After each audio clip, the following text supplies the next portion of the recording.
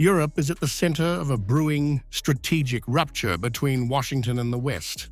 President Trump's 33-page 2025 National Security Strategy document doesn't just reassess transatlantic ties, it fundamentally reframes them. It casts Europe, the EU, NATO, and even Western identity itself as battlegrounds where the United States must intervene politically, ideologically, and structurally. And the language is unambiguous. Unless Europe changes course, the continent risks losing the civilizational foundations that once bound the transatlantic alliance together. Continental Europe has been losing share of global GDP, but this economic decline is eclipsed by the real and more stark prospect of civilizational erasure. The document openly signals Washington's support for Europe's right-wing nationalist parties, portrayed as the political forces capable of reversing Europe's trajectory. It frames these parties not as fringe movements, but as emerging custodians of European identity, positioned against what the 2025 NSS describes as EU-driven censorship, migration excesses, and suppression of political opposition. In essence, the strategy pushes the United States into Europe's internal politics more aggressively than at any point in the post-Cold War era.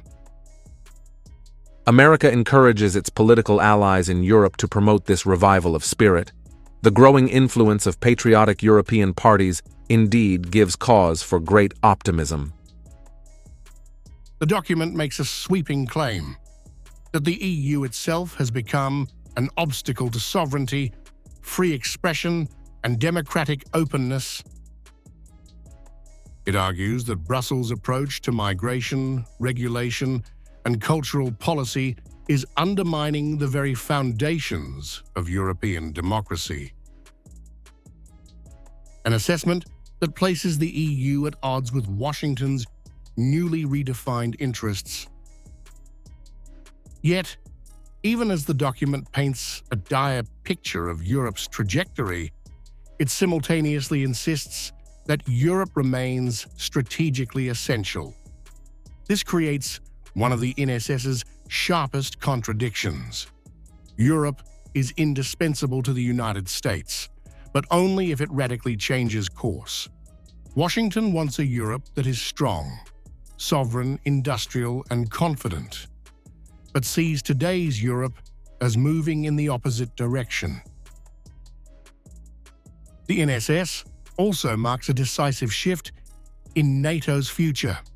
It argues that Europe must take over primary responsibility for continental defense, including intelligence, conventional capabilities, and long-term deterrence, an expectation far beyond previous burden-sharing debates.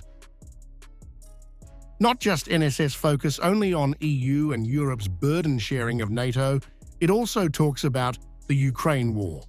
Trump's 2025 NSS suggests that European governments are out of step with their populations, driven by political vulnerabilities and an inability to confront Russia with strategic clarity.